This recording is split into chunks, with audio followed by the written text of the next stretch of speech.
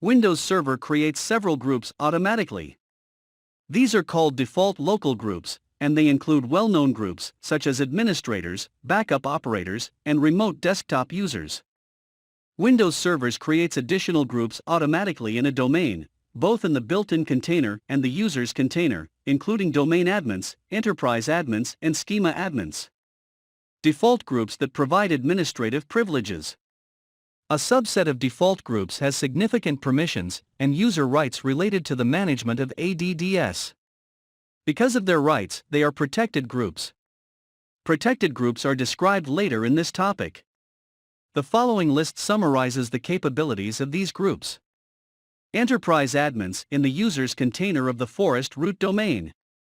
This group is a member of the administrators group in every domain in the forest, which gives it complete access to the configuration of all domain controllers. It also owns the configuration partition of the directory and has full control of the domain naming context in all forest domains. Schema admins, user's container of the forest root domain. This group owns and has full control of the Active Directory schema. Administrators, built-in container of each domain. Members of this group have complete control over all domain controllers and data in the domain naming context. They can change the membership of all other administrative groups in the domain, and the administrators group in the forest root domain can change the membership of enterprise admins, schema admins, and domain admins. The administrators group in the forest root domain is the most powerful service administration group in the forest. Domain admins, user's container of each domain.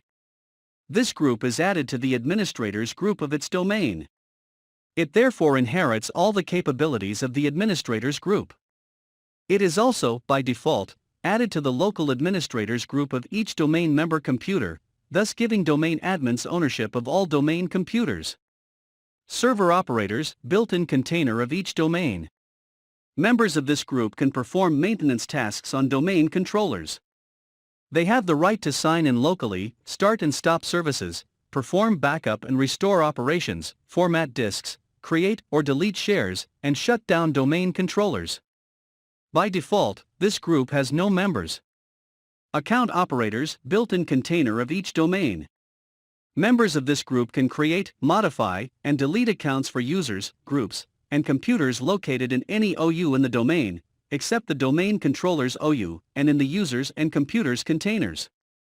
Account operators group members cannot modify accounts that are members of the administrators or domain admins groups, nor can they modify those groups. Account operators group members also can sign in locally to domain controllers. By default, this group has no members. Backup operators, built-in container of each domain. Members of this group can perform backup and restore operations on domain controllers, and can sign in locally, and shut down domain controllers. By default, this group has no members. Print operators, built-in container of each domain. Members of this group can maintain print queues on domain controllers. They also can sign in locally and shut down domain controllers. By default, this group has no members. Cert publishers, users container of each domain. Members of this group can publish certificates to the directory. By default, this group has no members. Managing groups that provide administrative privileges. You need to carefully manage the default groups that provide administrative privileges, because they typically have broader privileges than are necessary for most delegated environments, and because they often apply protection to their members. The account operators group is a good example of this. If you examine the capabilities of the account operators group in the preceding list, you can see that members of this group have very broad rights. They can even sign in locally to a domain controller. In very small networks, you might assign such rights to one or two individuals who are typically domain administrators anyway. However, in large enterprises, the rights and permissions granted to account operators are usually far too broad. Additionally, the account operators group is, like the other administrative groups, a protected group. Protected groups. The operating system defines protected groups, which cannot be unprotected. Members of a protected group become protected by association and no longer inherit permissions, ACLs, from their OU, but instead receive a copy of an ACL from the protected group.